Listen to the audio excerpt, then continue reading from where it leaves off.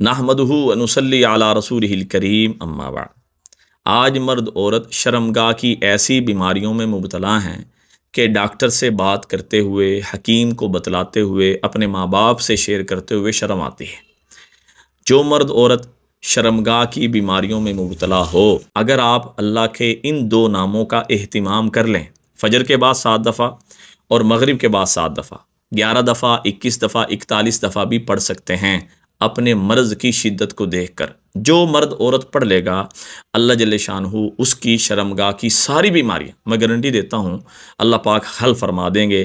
یقین کے ساتھ 7 دفعہ یا مالکو یا قدوس، ایک دانے پہ، یا مالکو یا قدوس۔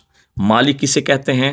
جو بادشاہ ہو، جس کے ہاتھ میں ہر چیز ہو، ہر چیز پر جس کا قبضہ ہو، اسے مالک کہتے ہیں۔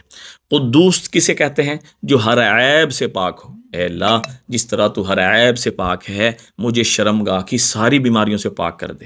اے اللہ، جس طرح تیرا ہر چیز پر قبضہ، تصرف، کنٹرول ہے، اے اللہ میری بیماریوں پر بھی تیرا کنٹرول ہے، تو اے اللہ شفا سے بدل دے۔ اس کیفیت سے جب ہم اللہ کے یہ دو نام پڑھیں گے، پھر اللہ تعالیٰ سے دعا مانگیں گے۔ ہر نماز کے بعد بھی کر سکتے ہیں، لیکن فجر اور مغرب کے بعد تو لازمی کریں۔ انشاءاللہ تعالیٰ شرمگاہ کے جتنے بھی مسائل ہوں گے، اللہ جل شانہ اپنی قدرت سے حل فرما دیں گے۔ دعاؤں میں یاد رکھیں، صدقہ جاری سمجھ کے شیئر کریں۔ السلام علیکم ورحمۃ اللہ وبرکاتہ۔